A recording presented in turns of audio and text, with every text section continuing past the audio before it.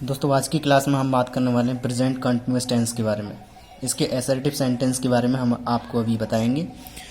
तो यहाँ पर आता है एक्टिव पैसिव बनाने के लिए सबसे पहले फॉर्मूले की ज़रूरत होती है, जो यहाँ पर लिखा हुआ है। एक्टिव एस है, एक्टिव और बी सब वॉइस। एक्टिव वॉइस है तो ये है फॉर्मूला, यानी subject plus is are am plus verb की फर्स्ट फॉर्म में I N G plus object. उसके बाद आता है पी वी यानी कि पैसिव वॉइस। तो इसमें आता है object plus is are am और प्लस बीइंग आता है और सभी के साथ थर्ड फॉर्म। उसके बाद आता है वाई, फिर आता है सब्जेक्ट, यानी सब्जेक्ट को ऑब्जेक्ट में, ऑब्जेक्ट को सब्जेक्ट में। क्रिया अपनी जगह रहती है वर्ब। तो दोस्तों यहाँ पर वर्ब की फर्स्ट फॉर्म थी, यहाँ पर वर्ब की सेकंड फॉर्म है। सेकंड फॉर्म इसलिए क्योंकि हम इसका पैसिव वॉइस बना रहे हैं एक्टिव वॉइस का।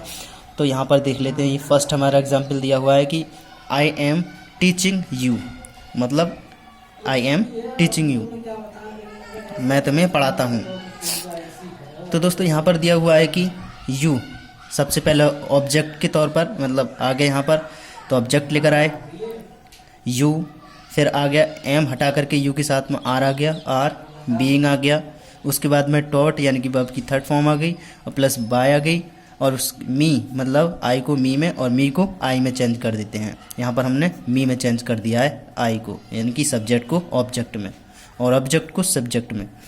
यहाँ पर इतनी बात आपको क्लियर हो गई होगी। चलिए नेक्स्ट देख लेते हैं नेगेटिव। दोस्तों नेगेटिव की बात करें हम तो नेगेटिव सेंटेंसेस ये रखा है, और इसमें एक्टिव वॉइस का फॉर्मूला ये है और पैसिव वॉइस का ये है। तो दोस्तों यहाँ पर लिखा हुआ है कि subject plus is are am plus not plus पर की फर्स्ट फॉर्म में I N G plus object.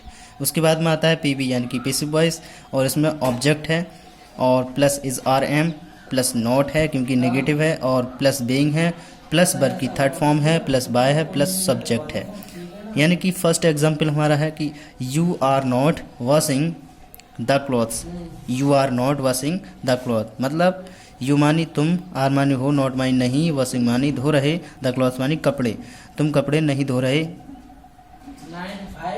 हैं। यहाँ पर मतलब आया है, जब आई एन जी जुड़ता है तो ये प्रेजेंट कंटिन्यूस में है। दोस्तों मिस्टेक हो गया था उस वाले सेंटेंस में, वो है कि आई एम टीचिंग यू, ऊपर जो लिखा हुआ था हमने बनाया था अभी। तो आई मानी मैं, एम मानी हूँ, टीचिंग मानी पढ़ा रहा, यू मानी तुम्हें, मैं तुम्हें पढ़ा रहा हूँ, और उसमें हमने बनाया था, बना भी दिया है। और ये दूसरा एग्जाम्पल है हमारा नेगेटिव का। इसमें लिखा है यू मानी तुम, आर मानी हो, नॉट मानी नहीं, वॉशिंग मानी धो रहे, द क्लॉथ मानी कपड़े, यानी कि तुम कपड़े नहीं धो रहे हो। तो दोस्तों यहाँ पर दिया हुआ है कि द क्लॉथ्स पहले आ गया ऑब्जेक्ट के तौर पर उठकर, और फिर आर आ गया, क्लॉथ्स मतलब कपड़े ज़्यादा हैं इसलिए आर आ गया, और नॉट आ गया, बीइंग आ गया, बीइंग के बाद वर्ब की थर्ड फॉर्म आएगी तो बास्ड यानी कि बास मानी धोना होता है, डब्ल्यू ए एस एच, इसमें ए डी जोड़ दिया, थर्ड फॉर्म हो गई। और बाय आ गया, फिर उस उठ करके यहाँ से ये देखो बाय। उसके बाद में सब्जेक्ट यानी कि यू, यू को यू में ही रहने देंगे, इसे चेंज नहीं करेंगे क्योंकि यू क्या है, सेकंड पर्सन है। तो you are not washing the cloth, the clothes are not being washed by you. अब आता है इंटेरोगेटिव। दोस्तों यहाँ पर इंटेरोगेटिव के बारे में बात करने वाले हैं आपसे, तो बात कर लेते हैं। इंटेरोगेटिव सेंटेंस ऊपर लिखा हुआ है। उसके बाद में आता है एक्टिव वॉइस। एक्टिव वॉइस का जो फॉर्मूला दिया हुआ है, और उसके बाद में अगर हम एक्टिव वॉइस को पैसिव वॉइस में चेंज करेंगे तो ये फॉर्मूला हमारा लागू होगा। तो यहाँ पर दिया हुआ है कि एक्टिव वॉइस में is are am subject plus verb की first form plus I N G plus object. उसके बाद में दिया हुआ है कि अगर इसका पैसिव बनाएंगे तो इज आर एम इंटेरो के हिसाब से, और उसके बाद में object plus being plus verb की third form plus by plus subject. यहाँ पर दिया हुआ कि are the beating him, are the beating मतलब आर मानी क्या, द बीटिंग मतलब पीटना, और हिम मानी उसे, क्या उसे पीटा जा रहा है यहाँ। दोस्तों यहाँ पर लिखा हुआ है।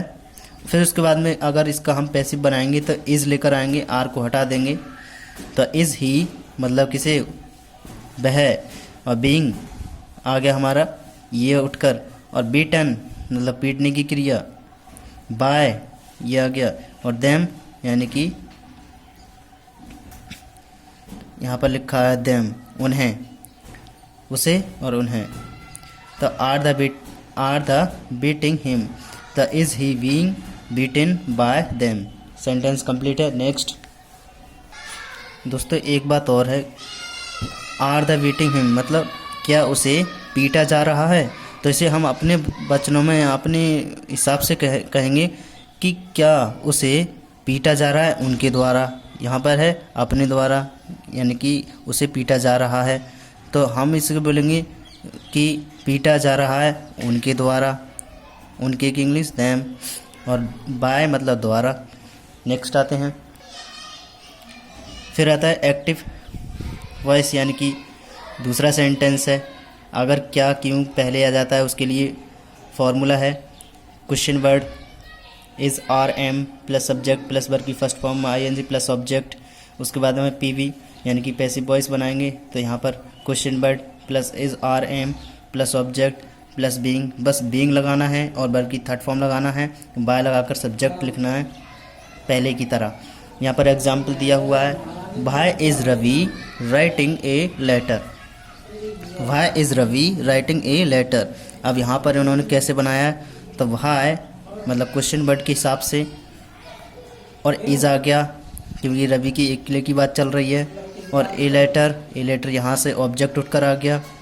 उसके बाद बीइंग आ गया। उसके बाद वर्ब की थर्ड फॉर्म आ गई लिखना, और बाय आ गया ये रखा है, और सब्जेक्ट मतलब रवि आ गया उठकर। तो यहाँ पर आपको सब कुछ समझ में आ गया होगा। तो why is Ravi writing a letter, तो why is a letter being written by Ravi. Next who के लिए, यदि हु के लिए होगा तो किस तरह से बनाएंगे वो देख लीजिए।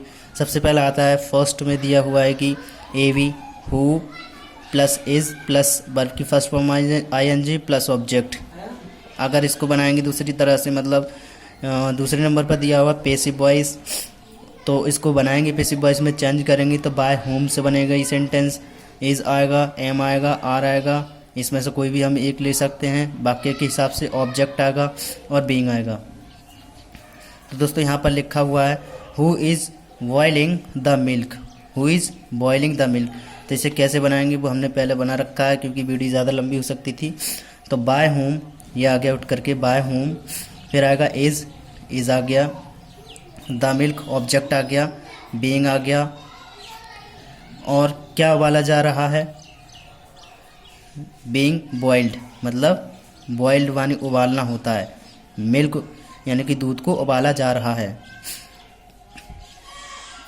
तो who is boiling the milk, the by whom is the milk being boiled. Next दोस्तों ये कुछ वाक्य हैं हमारे होमवर्क के तौर पर। लिखा हुआ है कि I am reading a novel. दूसरा लिखा हुआ है are you playing the game. Who के लिए भी दिया हुआ है हमने, तो हु इज़ कॉलिंग यू।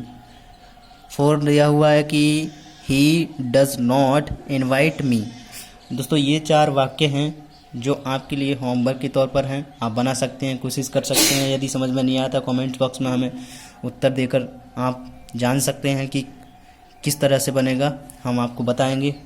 और दोस्तों आपने जो अभी चैनल देखा उसका नाम FS वीडियो है, FS वीडियो महुनगर, जिसमें हम आपको इंग्लिश ग्रामर पढ़ाते हैं। ये प्रेजेंट कंटिन्यूअस टेंस थे जो असर्टिव थे और नेगेटिव भी थे और इंटेरोगेटिव थे।